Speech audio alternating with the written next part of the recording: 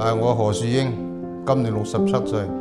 我啲牙咧已經大牙基本上都甩晒冇晒㗎啦。由於細嗰陣咧，對住牙嘅嗰方面咧又唔係好認識，經常可能食糖食得多。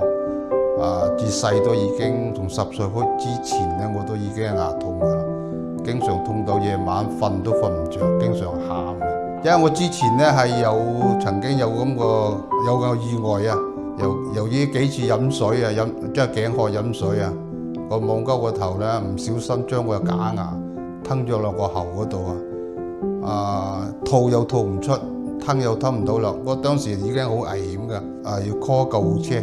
所以今次咧我就決定咧要重新種咗比較實嘅，可以唔拖得出嚟嘅咧，可以對自己嘅身體係有個保險啦。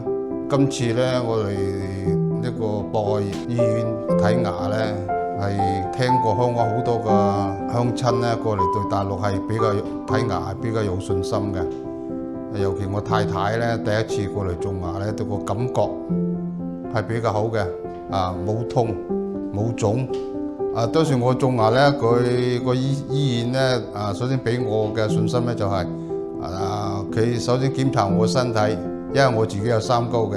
當時個教授同埋個醫生都俾我提議，首先我要，因為我心臟有問題啊嘛，要食緊三高藥，佢首先同我照個心電圖，亦覺得我個心臟係有啲問題，種牙咧係有啲風險嘅。所以後來個醫生經過核實咗，我可以分開幾次種，今次係種咗7隻牙。而家之前已經種咗5隻㗎啦。我感覺嚟講咧係非常之滿意嘅。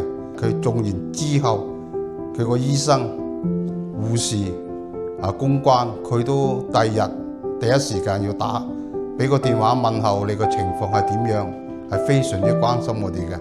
首先大家如果過嚟種牙咧，又唔需要心理負擔啦，因為佢個種牙嘅醫術俾我嘅評價係非常之好。